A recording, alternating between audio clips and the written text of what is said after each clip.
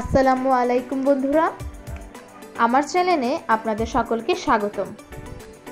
আশা করি আপনারা সকলেই ভালো আছেন। আজকে আমি রান্না করেছি মলাই মাছের রেসিপি। আশা করি আপনাদের এই রেসিপিটা সকলের ভালো লাগবে। সবাইকে শুভেচ্ছা জানিয়ে শুরু করছি আমার আজকের এই রেসিপি। আমি এই রেসিপির জন্য এখানে হাফ কেজি মলাই মাছ নিয়ে নিয়েছি। মলাই মাছগুলোকে খুব ভালোভাবে ধুয়ে পরিষ্কার করে নিয়েছি। এখন একটা কড়াইতে দিয়ে দিচ্ছি সাদা তেল। তেলটা একটু গরম হয়ে এলে এর মধ্যে দিয়ে দিচ্ছি পেঁয়াজ কুচি।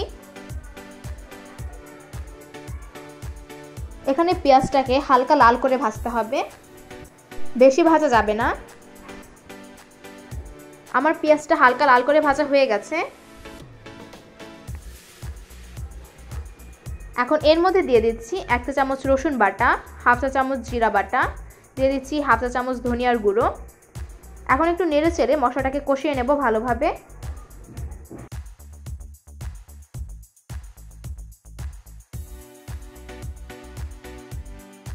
মশলাটা কষানো হয়ে গেছে। এখন এর মধ্যে দিয়ে দিচ্ছি 1 চা চামচ হলুদের গুঁড়ো ও 1 চা চামচ মরিচের গুঁড়ো। এখন মশলাটাকে আবারও কষিয়ে নেব। মশলাটা কষানো হয়ে গেলে এর মধ্যে দিয়ে দিচ্ছি একটু পানি। একটু নেড়ে চেড়ে এর মধ্যে এখন দিয়ে দিচ্ছি স্বাদমতো লবণ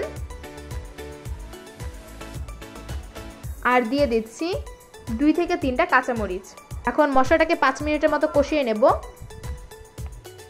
5 মিনিট পর এলাম, মশলাটা কষানো হয়ে গেছে। এখন এর মধ্যে আমি দিয়ে দিচ্ছি একটা টমেটো কুচি।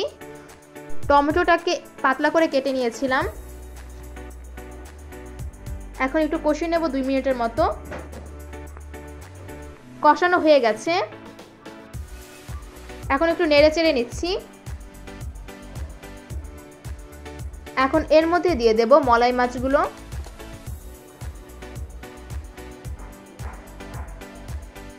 এখন একটু নেড়ে চেড়ে নিচ্ছি।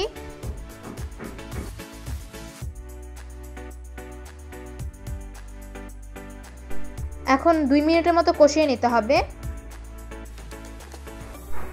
কষানো হয়ে গেছে। এখন এর মধ্যে দিয়ে দিচ্ছি পরিমাণ মতো পানি।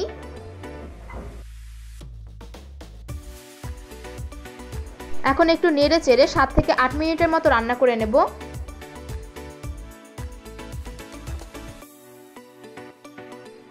8 মিনিট পর এলাম।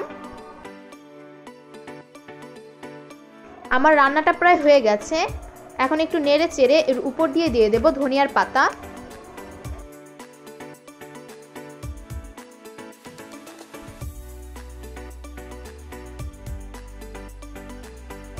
এখন আরো 2 মিনিটের মতো রান্না করে নেব।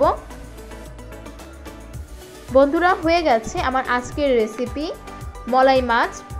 বন্ধুরা, আমার ভিডিওটা যদি আপনাদের ভালো লাগে তাহলে লাইক, কমেন্ট, শেয়ার করতে ভুলবেন না এবং এরকম আরো রান্নার ভিডিও পেতে আমার চ্যানেলটা সাবস্ক্রাইব করে আমার পাশে থাকবেন।